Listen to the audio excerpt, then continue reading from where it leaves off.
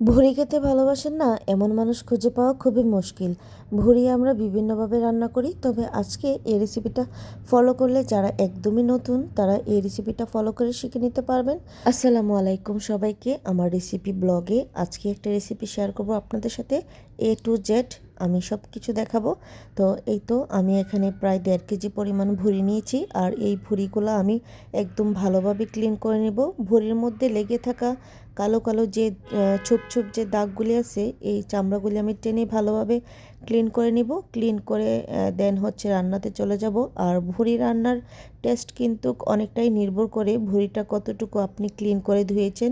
ভুঁড়িটা যত পারফেক্টভাবে ধোয়া হয় আর ভুঁড়ির টেস্ট কিন্তু ততটাই বৃদ্ধি পায়। আর এখানে আমি পরিমাণ মতো পেঁয়াজ কুচি নিয়েছি, আদা রসুন বাটা নিয়েছি। আর রেসিপিতে অবশ্যই দেখতে পারবেন কি কি ইনগ্রেডিয়েন্টস দিয়ে হচ্ছে আমি রান্নাটা করে নিচ্ছি। আর এই তো চলে আসলাম মূল রেসিপিতে। তো এখানে আমি ফার্স্টে গরম পানি দিয়ে আগে ভুঁড়িটা সিদ্ধ করে নিব। আর ভুঁড়ি কিন্তু অবশ্যই আপনারা ফুটন্ত গরম পানিতে সিদ্ধ করে নেবেন। আপনারা চাইলে এখানে হলুদটা স্কিপ করতে পারেন। তো আমি এখানে দিয়ে দিলাম হলুদ, লবণ দিয়ে ভালোভাবে ফুটিয়ে নিব। আর ভুঁড়ির কালারটা কিন্তু একদম লালচে হয়ে গিয়েছে, কারণ এই ভুঁড়িটা আমি কিনে নিয়ে আসছি বাজার থেকে। আর ওরা যখন চুন দিয়ে পরিষ্কার করে, তো অনেকক্ষণ যখন চুনে ভিজিয়ে রাখে, তো সাধারণত এরকম লাল হয়।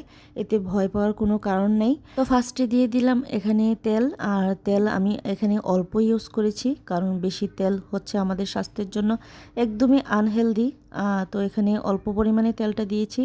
আর দিয়ে দিলাম লবণ। আর রান্নার প্রথমে লবণটা ব্যবহার করলে আমাদের রান্নাটা দ্রুত হয়ে যাবে, মানে পেঁয়াজটা দ্রুত হচ্ছে নরম হয়ে যাবে। আর এই তো এখানে আমি দিয়ে দিলাম কিছু পরিমাণ আস্ত মশলা, দারচিনি, এলাচ, তেজপাতা দিয়ে দিলাম। আপনারাও পছন্দ অনুযায়ী কয়েকটা দিয়ে দিবেন আর কি।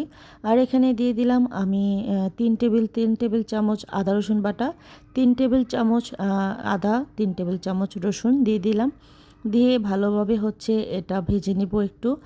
আর যখন একটু ভাজা ভাজা হয়ে আসবে সেই মুহূর্তে দিয়ে দিব মরিচের গুঁড়া। মরিচের গুঁড়া আগে প্রথমে ব্যবহার করবেন না, না হলে কিন্তু মশলাটা পুড়ে যাওয়ার সম্ভাবনা থাকে। তো দিয়ে দিলাম হলুদের গুঁড়ি।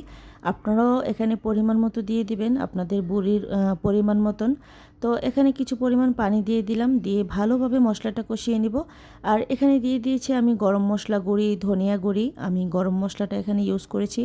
আপনারাও চেষ্টা করবেন শুধু গরম মশলাটা তারপর ধনিয়া গুঁড়াটা দেওয়ার জন্য। শুধু জিরা বাটা দিয়ে কিন্তু ভুঁড়ি খেতে একদমই ভালো লাগে না। তো এখানে আমি কিন্তু গরম মশলা এবং ধনে গুঁড়া দিয়ে ভালোভাবে কষিয়ে নিয়েছি। তো এখন হচ্ছে সিদ্ধ করে রাখা ভুঁড়িগুলো দিয়ে দিব। আর ভুঁড়ি কিন্তু ছোট ছোট পিস করে এরকম কেটে নেবেন, নিলে টেস্টটা অনেক ভালো আসে। যেহেতু ছোট ছোট হয়, খুব সুন্দর মশলাটা একদম ভুঁড়ির গায়ে লেগে যায়। তো এখন ভালোভাবে নেড়ে চেড়ে একদম ভালোভাবে একটু কষিয়ে নেব। যারা আমার ভিডিওটি দেখছেন অবশ্যই সাবস্ক্রাইব করে আমার পাশে থাকবেন নেক্সট ভিডিও পেতে। আর ভিডিও ভালো লাগলে অবশ্যই লাইক কমেন্ট শেয়ার করবেন। তো দিয়ে দিলাম 1 কাপ পরিমাণ মতো হচ্ছে পানি, ফুটন্ত গরম পানি আমি পাশের চুলায় দিয়ে রেখেছিলাম। দিয়ে দিলাম কাঁচামরিচ। আর কাঁচামরিচটা দিলে কিন্তু খুব সুন্দর একটা ফ্লেভার আসে। আমার কাঁচামরিচের ফ্লেভারটা অনেক ভালো লাগে ভুঁড়ি কিংবা যে কোনো রান্নায় ব্যবহার করতে। মুরগির মধ্যে আস্ত এরকম দিলে ভালো লাগে আমার কাছে খেতে। আপনারা চাইলে দিবেন, না হয় স্কিপ করতে পারেন। তো এখানে হচ্ছে আমি এখন ভালোভাবে আমার প্রায় 80% সিদ্ধ হয়ে গিয়েছে ভুঁড়িটা। আর দেখতেই পারছেন খুব সুন্দর তেল উঠে গিয়েছে। আমি কিন্তু সামান্য পরিমাণে তেল দিয়েছি, একদম ডুবো ডুবো তেলে আমি হচ্ছে রান্নাটা করছি না, হালকা পরিমাণ তেল দিয়েছি। এখন দিয়ে দিব ফুটন্ত গরম পানি। আমি পাশের চুলা অলরেডি বসিয়ে রেখেছিলাম। তো ফুটন্ত গরম পানি অবশ্যই দেওয়ার চেষ্টা করবেন, না হলে কিন্তু ভুঁড়িটা হচ্ছে আবার হার্ড হয়ে যাবে। তো এখানে আমি আলু দেব। ভুঁড়ির মধ্যে ছোট ছোট করে কিউব কিউব করে কেটে নিয়েছি। আপনারাও চাইলে আলু দিতে পারেন, না হয় স্কিপ করতে পারেন। তো আলু দিলে ভালোই লাগে খেতে। তো এই তো আমার মোটামুটি প্রায় 90% সিদ্ধ হয়ে গিয়েছে। আর ভুঁড়ি রান্না কিন্তু আপনারা অবশ্যই চুলা আঁচটা লো রেখে হচ্ছে রান্না করবেন। তো এই তো ফাইনালি আমি ঝোল দিয়ে দিলাম। আর কিছু পরিমাণ গরম মশলা, ধনে গুঁড়া হালকা পরিমাণ দিয়ে দিলাম। দিয়ে দেন লো আছে আমি রান্নাটা করে নেব। আর যখন আমার ভুঁড়িটা সিদ্ধ হয়ে যাবে, যখন ভুঁড়ির গায়ে থেকে তেলটা ভেসে আসবে, ঠিক তখনই বুঝতে পারবো যে হয়ে গিয়েছে। আর আমি এর ফাঁকে হচ্ছে টেস্ট করে নিয়েছি, সব কিছু আলহামদুলিল্লাহ খুব সুন্দরভাবে হয়েছে। আর ভুঁড়ির কালারটা দেখতে পাচ্ছেন কতটা সুন্দর লোভনীয়। তো আমার রেসিপিটা কে কে দেখছেন এবং কোথা থেকে দেখছেন অবশ্যই কমেন্ট করতে ভুলবেন না। আর এই রেসিপিটা আপনারা কিভাবে রান্না করেন অবশ্যই কমেন্টে জানাতে পারেন। তো এই তো, আর এই গরম গরম ভাতের সাথে এরকম ভুড়ি ভুনা থাকলে তো আর কোনো কথাই নেই।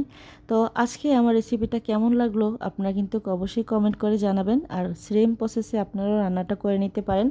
আসলে আমরা বিভিন্নভাবে রান্নাটা করে থাকি, তো আমি আমার মতো রান্নাটা শেয়ার করলাম। রান্নার যেহেতু একটা আর্ট, সে তার মনের মাধুরী মিশিয়ে বিভিন্নভাবে রান্নাটা করে।